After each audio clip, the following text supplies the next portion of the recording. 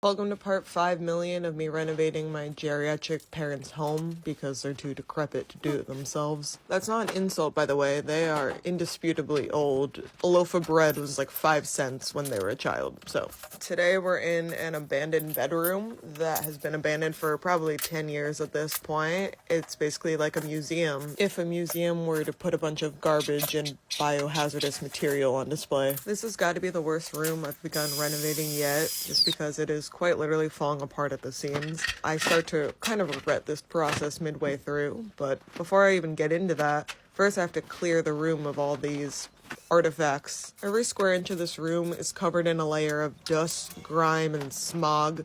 The trim and windowsills, which I'll get a close-up of later, are literally covered in a layer of black, as if a chain smoker sat in this room for 25 years and just blew smoke straight into the walls. Oh yeah, that's exactly what happened actually. Not even mustard gas could restore this wood to its former glory. This is probably a good time to mention that I have literally no idea what I'm doing. This security panel has been obsolete for as long as I can remember, so I just yanked it out of the wall and gave it a cut.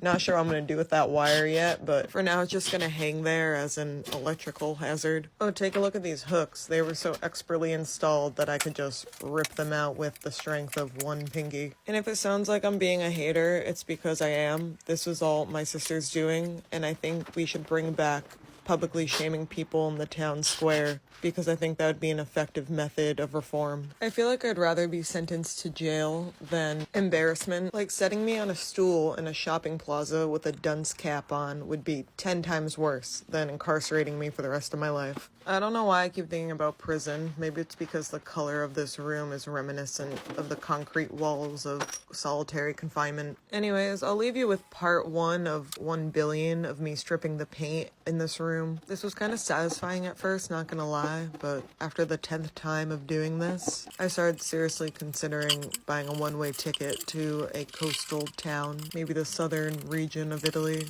That'd be nice.